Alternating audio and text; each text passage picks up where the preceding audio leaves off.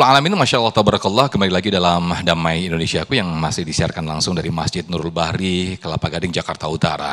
Sudahkah hajiku mabrur? Tema ini yang sangat menarik kita angkat pada siang hari ini dan kita masuk dalam sesi tanya jawab yang insya Allah nanti akan dijawab oleh guru-guru kita. Kami persilakan terlebih dahulu ada Pak Dedi yang akan mengajukan pertanyaan. Boleh Pak berdiri Pak Dedi dan nanti akan dijawab oleh Syekh Muhammad Jaber. Silakan.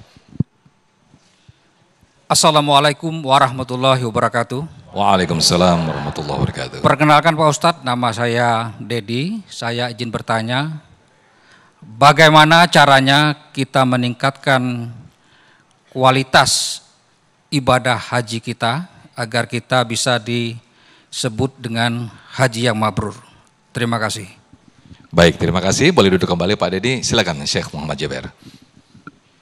Bismillah, kalau yang tanya berdiri, yang jawab berdiri juga. Terima kasih Pak Dedi, pertanyaan yang sangat penting. Ya, Alhamdulillah dalam ibadah haji kita terus semangat beribadah. Setiap hari mengisi dalam taat, salat fardu, baca Quran, zikir. Gimana sesudah haji kita meningkatkan kualitas ibadah juga terus istiqamah sesudah haji. Yang pertama, itu paling penting, itu ikhlas lillahi ta'ala. Yang tadi kita sudah sampaikan ikhlas. Ikhlas itu membuat kita lebih kuat dalam ibadah dan taat kepada Allah. Ibadah yang besar, ibadah biasa, kecil, apapun.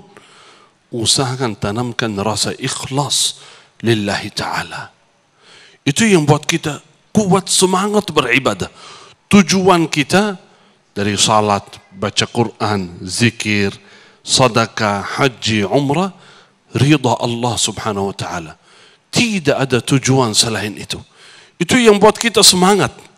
Kalau dalam ibadah ada harapan dari manusia, dari tetangga, dari teman. Kalau dia enggak lihat saya atau enggak memuji saya, jadi saya malas beribadah. Saya nunggu balasan dari dia, tapi ternyata enggak ada balasan. Jadi kita malas beribadah. Jangan sampai ada harapan pujian dari manusia.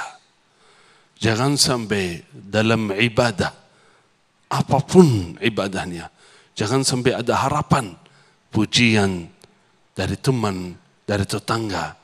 Oh, ibu salihah, orang itu salih, haji, bacaan Quran luar biasa. Jangan. Jadi kalau dia enggak memuji saya, jadi malas beribadah.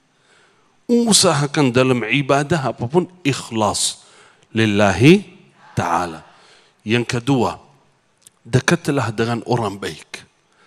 Dekatlah dengan orang saleh. Karena biasa kita kalau sendirian kadang-kadang malas beribadah. Tapi kalau ikut majlis seperti ini, kajian di masjid setiap minggu, mengikuti program agama kajian di TV kayak Damai Indonesiaku terus, itu yang membuat saya lebih semangat terus beribadah. Karena biasa kita, kata guru kita seperti HP. Kita pakai terus baterainya kurang, perlu dicas. Inilah. Kita perlu dicas, sibuk dalam urusan dunia, masuk kantor, ketemu teman, kamu ini. Setelah 1-2 hari, udah baterainya low. Perlu dicas lagi. Dicasnya gimana? Ikutlah majelis ilmu. Ikutlah majelis baik. Dekatlah dengan orang baik, orang saleh. Insya Allah membuat kita lebih semangat. وَذَكِّرْ فَإِنَّ الذِّكْرَى تَنْفَعُ الْمُؤْمِنِينَ. Selalu ikut dalam majelis ilmu, kita dengar tausiah, kajian, nasihat dari majelis, dari masjid, dari khutbatul Jum'ah. Jadi kita bermanfaat bagi kita. Terus yang ketiga, doa. Ini sangat penting Bapak Ibu. Doa. Kalau betul-betul tujuan kita ridha Allah, harapan kita istiqamah di jalan Allah sampai akhir hayat, selalu berdoa memohon kepada Allah. Ya Allah, saya hamba yang fakir, miskin. Saya enggak bisa istiqamah tanpa pertolongan-Mu ya Allah. Saya mau beribadah. Saya ingin istiqamah. Tapi kadang-kadang malas ya Rabb. Kadang-kadang susah beribadah. Susah meninggalkan dosa. Susah meninggalkan maksiat. Ya Allah, kalau saya sendirian enggak bisa. Tolonglah, bantulah kami ya Rabb. Itu doa. Minta kepada Allah, a'inni ala dzikrika wa syukrika wa husn ibadatik. Ya Allah, bantulah kami. Setiap hari, setiap waktu, khususnya doa ini, tolong Bapak Ibu semua, pemirsa TV One ini, tolong, saya yakin semua hafal doa ini. Jangan lupa membaca doa ini setiap selesai salat. Itu pesan bukan dari saya, tapi dari Rasulullah sallallahu alaihi wasallam. La tada'anna dubura kulli salat. Jangan tinggalkan doa ini. Allahumma a'inni ala dzikrika wa syukrika wa husni ibadatik. Minta bantuan, pertolongan, ya Allah, bantulah kami. Kenapa sangat penting? Karena sendirian enggak bisa. Saya mau istiqamah, mau ibadah, mau semangat terus sampai akhir hayat. Tapi ya Allah, kalau saya sendiri enggak bisa, tolong bantulah kami. Dengan doa, semoga ya Rabb kita istiqamah di jalan Allah sampai akhir hayat. Amin ya Rabbal Alamin. Amin, amin ya Rabbal Alamin. Terima kasih Syekhuna atas jawaban yang luar biasa, yaitu terlalu istiqomah berdoa dan juga memilih komunitas, atau kalau bahasa sekarang adalah memilih circle yang tepat dan juga bagus. Insya Allah bisa akan meningkatkan kualitas ibadah haji kita. Amin, amin ya Rabbal Alamin. Nah, berikutnya kami persilakan Ibu Magdis yang akan mengajukan pertanyaan dan akan dijawab oleh Ustadz Sayyid Kutub. Silakan. Assalamualaikum Pak Ustadz. Izin kami bertanya, kami dari Majelis Taklim Nurul Bahri, izin kami bertanya, bagaimana hukumnya orang yang tidak sholat dan puasa, tapi dia melaksanakan ibadah haji? Syukron Pak Ustadz. Alhamdulillah, Masya Allah, Tabarakallah. Pertanyaannya luar biasa. Bagaimana hukumnya di ibadah haji tapi tidak sholat, tidak puasa? Bagaimana Bapak Ibu hukumnya? Jadi dalam Islam, baginda Nabi Muhammad SAW menjelaskan tentang rukun Islam. Rukun Islam ada berapa Bapak Ibu?